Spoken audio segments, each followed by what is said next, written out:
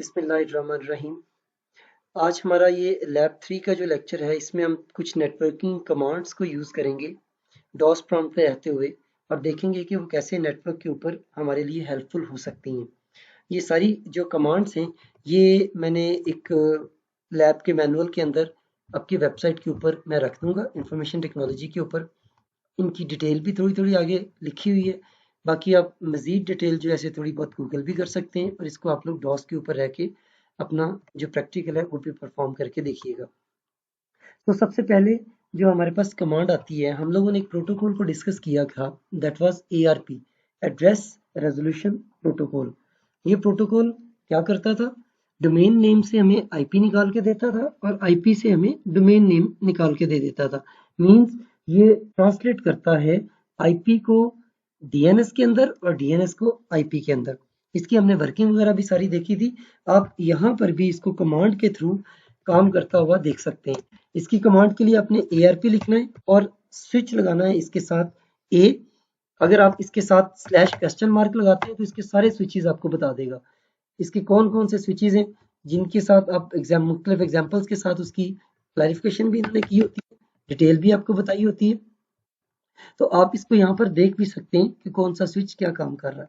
सो अगर आप simple ARP लिखते हैं और A स्विच यूज करते हैं तो वो आपको एड्रेस के पैकेट्स दिखाएगा, सॉरी ARP के एड्रेस रेजोल्यूशन प्रोटोकॉल के पैकेट्स दिखाएगा, जिसके अंदर IP एड्रेसेस भी मेंशन होंगे। जितनी इंटरफेसेस आपकी इसके ऊपर यूज हो रही होंगी उन तमाम इंटरफेसेस की डिटेल आ रही होगी कि इसका इंटरनेट के ऊपर एड्रेस क्या है, उसका फिजिकल एड्रेस क्या है और उसकी टाइप क्या है, वो डायनेमिक है या वो स्टैटिक है। इस सिस्टम के ऊपर जो कि वर्चुअल सिस्टम्स भी चल रहे हैं इसलिए आपको काफ़ी ज़्यादा जो है वो आईपी एड्रेसेस नज़र आ रहे हैं।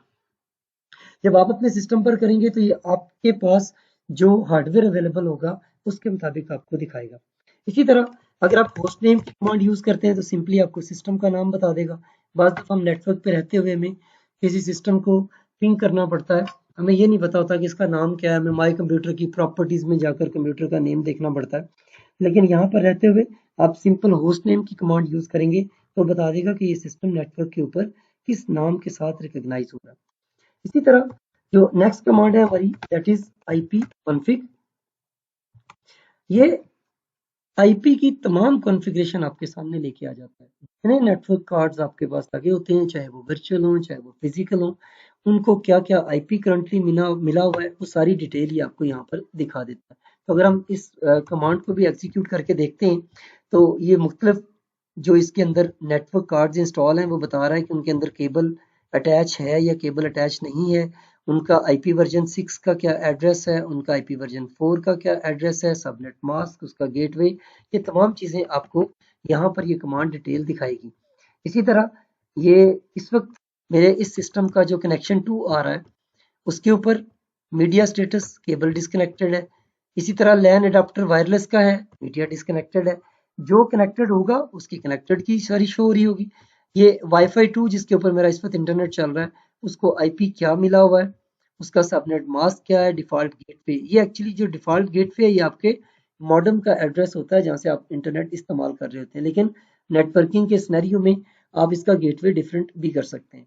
तो अगर आपने थोड़ी सी डिटेल के साथ सिर्फ अपने नेटवर्क कार्ड्स के एड्रेसेस देखने हो तो आप इस कमांड को यूज कर सकते हैं। अगर आपको मजीद डिटेल चाहिए तो आप इसके साथ ऑल का स्विच यूज कर लें, स्लैश ऑल लगा लें, तो ये आपको फिर काफी ज्यादा डिटेल जो है बता देगा इसमें कब इसने अपना आईपी एड्रेस लिया, कब ये एक्सपायर होगा, इसका डिफॉल्ट गेटवे, इसका डीएचसीपी का सर्वर, इसका बाकी जितनी डिटेल्स हैं, इवन इसका जो हार्डवेयर एड्रेस है वो भी इसके ऊपर आ रहा होता है। तो ये तमाम डिटेल आपको मिल जाती है। आप सिर्फ आईपी कॉन्फ़िग की कमांड को इस्तेमाल करेंगे। इसके अंदर देखेंगे फिजिकल एड्रेस, मैक एड्रेस भी इसका मिल रहा होता है।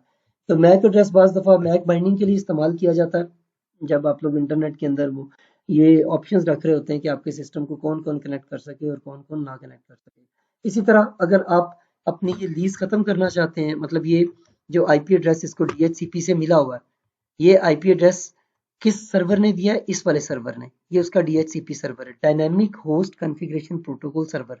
जो जो जो सिस्टम नेटवर्क के ऊपर आता चला जाएगा उसको आईपी असाइन करता चला जाएगा। तो ये इस डेट को, इस टाइम को ये जो था एड्रेस इसे मिला है और ये इतने टाइम पर एक्सपायर हो जाएगा। अगर आप चाहते हैं कि आप इसको इसको अभी एक्सपायर कर दें, बाज़ दफ़ा होता है कि नेट का इशू आ रहा होता है आपको किसी आईपी के साथ, या आईपी कॉन्फ्लिक्ट आ जाता है कि एक आईपी किसी और को भी दिया हुआ है, तो आप इसके तमाम हेल्प भी ले सकते हैं। इसके अंदर इसके तमाम स्विचेस हैं। आप इसमें रिन्यू की कमांड इस्तेमाल करेंगे तो वो आपकी लीज खत्म कर देगा। अगर आप फ्लश डीएनएस की बात करेंगे तो डीएनएस की एंट्रीज को भी खत्म कर देगा। तो काफी सारी डिटेल है इसके अंदर, इसको भी देख लीजिएगा। सिंपली आईपी कॉन्फ़िग की कमांड आपके जो हार्डवेयर डिवाइसेस लगी हुई हैं आपके सिस्टम के अंदर, यानी नेटवर्क कार्ड है, वाईफाई कार्ड है, उसकी डिटेल आपको बता रहा होता है। इसी तरह हमारे पास एक और कमांड है नेक्स्ट, जो आगे चल के हम देखते हैं, वो है एनबी स्टैट।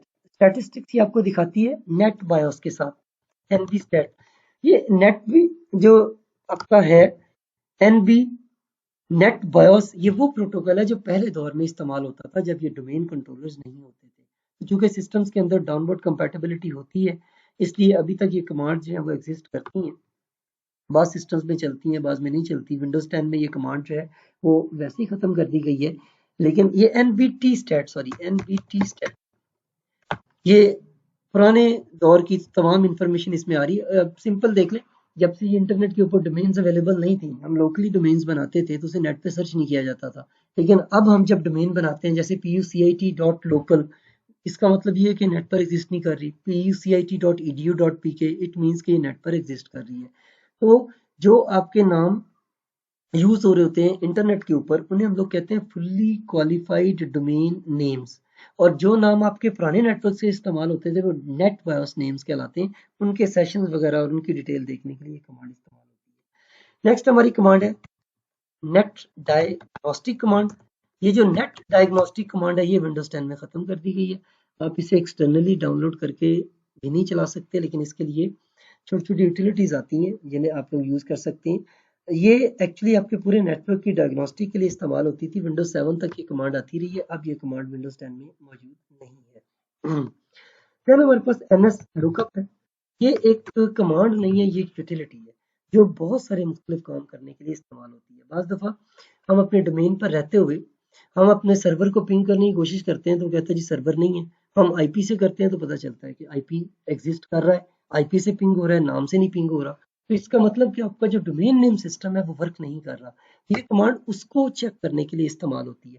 आप इससे किसी भी आईपी से उसका डोमेन नेम निकाल सकते हैं और किसी भी डोमेन नेम से उसका आईपी निकाल सकते हैं। जैसे अगर मैं यहाँ पे सिंपली लिख दूं pucit.edu.pk, तो ये बताएगा कि वो इस वक्त किस आईपी के ऊपर जो है वो होस्ट हुआ है, एक्टिव इस वक्त किस पर है। तो अगर आप google.com लिखते हैं तो देखें उसका भी आईपी आपको मिल रहा है, उसका एड्रेस भी आपको मिल रहा है, उसका सर्वर का नाम जो है वो भी आपको मिल रहा है, इसका नेम, अथॉरिटेटिव नेम इसका जो भी है वो भी आपको यहाँ पे मिल रहा है।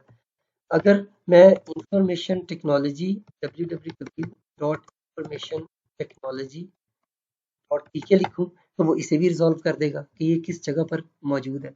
इसके साथ और भी इसके कुछ स्विचेस इस्तेमाल होते हैं, बट नॉर्मली देखें, अगर मैं इसका सिंपल आईपी एड्रेस दे दूं, अगर मुझे उसका ना पता हो कि इसका नाम क्या है, .163 ऐसे एंटर करूं तो वो यहाँ से इसका ओरिजिनल नेम भी आपको निकाल देगा। हमने दो तरह के नाम इस्तेमाल किए थे, अगर आपको याद हो। एक वेबसाइट्स के ओरिजिनल नेम होते हैं कि वो वेबसाइट्स एक्चुअली पड़ी किस सर्वर पर है, और एक वो नाम जो हम इस्तेमाल करते हैं। जैसे हमारी इस एग्जांपल में www.informationtechnology.pk ये उसका कैनोनिकल नेम है, जबकि gains.cloudcastdns.com ये उसका नेम सर्वर है। यानी ये वेबसाइट जो है, ये वेबसाइट इस सर्वर के ऊपर होस्ट हुई है। तो आप जब भी ये वेबसाइट का एड्रेस लिखते हैं, आपकी रिक्वेस्ट एक्चुअली इसके ऊपर जाती है। जब इस पर रिक्वेस्ट जाती है तो साथ ये नाम भी सेंड किया होता है। इस नाम के अगेंस्ट उसका जो फोल्डर वहां बना होगा इस सर्वर के ऊपर, वो आप एक्सेस कर सकते हैं। आप इसका अगर प्रोटोकॉल चेंज कर दें एनएस लुकअप का, तो आप मेल एड्रेसेस भी जो है वो निकाल सकते हैं। आपको याद होगा हमने जब डीएनएस के पैकेट्स पढ़े थे, जो एयर जो उसके अंदर इस्तेमाल होते हैं रिजॉल्व करने के लिए, उसके अंदर उसके 4 पैरामीटर्स थे। उसके अंदर एक पैरामीटर mx भी था। तो अगर आप query type is equal to mx लिख देंगे तो फिर ये इसका इंफॉर्मेशन टेक्नोलॉजी का जो मेल सर्वर होगा उसको निकाल के आपको दे देगा। नेक्स्ट हम कमांड की तरफ चलते हैं और वो कमांड है हमारी पाथ पिंग की कमांड। ये अब ये कमांड जो है ये चेंज हो चुकी है ट्रेस आरटी के साथ। ट्रेस आरटी कमांड को हम आगे चल के देखेंगे। अगर आप पिंग कमांड यूज करते हैं, नेक्स्ट कमांड जो हमारी है, तो ये सिंपल एक कीप अलाइव, इसको टेस्ट करने का मैसेज भेजता है कि ये, अब ये देखें, ये जो आईपी हमें रिटर्न हुआ है, ये एक्चुअली आईपी हमें रिटर्न हुआ है जो हमारा आईएसपी का डीएनएस लगा हुआ है, उसके ऊपर से हमें ये आईपी रिटर्न हो रहा है। और ये रिक्वेस्ट टाइम आउट क्यों आ रहा है? इसलिए आ रहा है, हो सकता है इस सर्वर इसे अलाउ ना कर रहा हो। बाज दफा ये भी होता है कि हमारे आईएसपी के जो सर्वर है वही पिंग को ब्लॉक कर देते हैं ताकि बिला वजह के जो पैकेट्स हैं वो सेंड ना किए जाएं। लेकिन आप और भी मुख्तलिफ तरह की वेबसाइट्स को पिंग करके देख सकते हैं। जैसे अगर मैं यहाँ पर कर दूँ पिंग pucit.edu.pk, तो इससे भी रिप्लाई नहीं आ रहा। अब हम इसके लिए एक नेट के ऊपर भी एक यूज कर सकते हैं। नेट के ऊपर भी जो हमारे पास एक असिस्टेंट होती है, असिस्टेंस मौजूद होती है पिंग प्लॉटर के नाम से।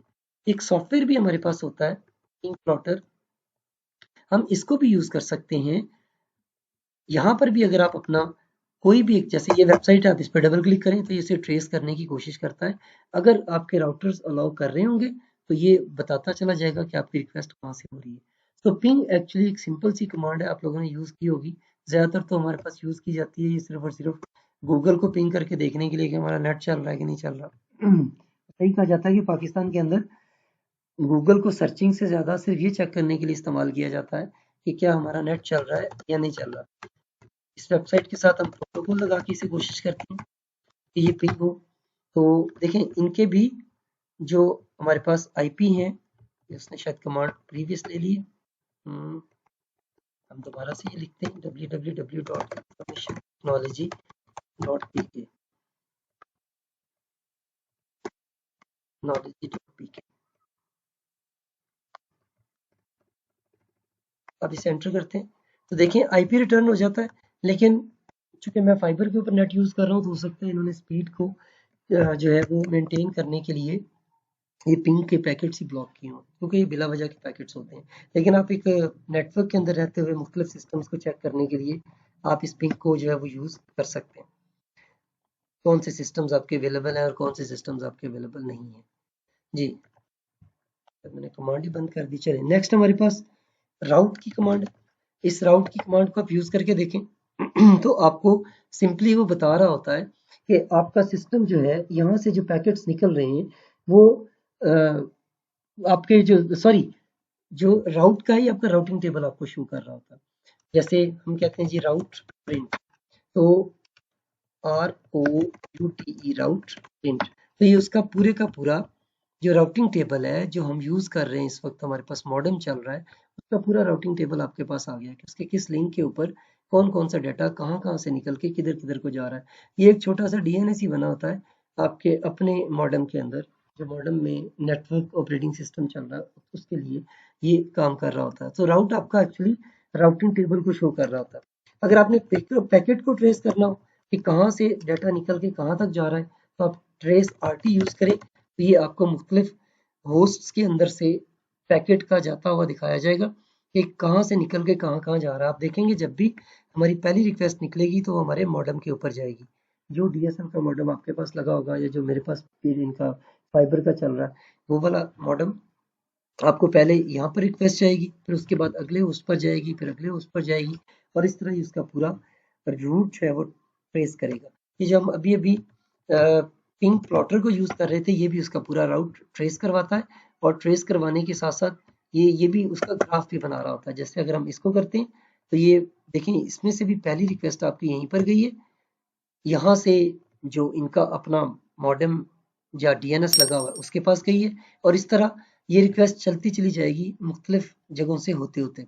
अब इसमें जहां से ये रिक्वेस्ट का रिस्पॉन्स नहीं आ रहा होता, जहां पर पैकेट लॉस आ रहा होता है, उसकी भी रीजंस, या तो वो राउटर ने जो आपको पाथ दिया है वो पाथ एग्जिस्ट नहीं कर रहा, इस वजह से आपको नहीं मिल रहा। लेकिन ज्यादा इसकी रीजन ये होती है कि राउटर ने पिंग को ब्लॉक किया होता है और वो पैकेट का रिप्लाई नहीं करता, इस वजह से भी आपको इसके ऊपर ये इश्यूज आते हैं। तो ये चंद एक कमांड्स थी जिन्हें आप यूज कर सकते हैं नेटवर्क के लिए। और भी बेतहाशा कमांड्स हैं, इंशाल्लाह नेक्स्ट लेक्चर में और भी आती चली जाएंगी। क्वेश्चंस इससे जितने भी रिलेटेड हो वो आप क्वेश्चन आंसर सेशन में कर सकते हैं। अल्लाह हाफिज।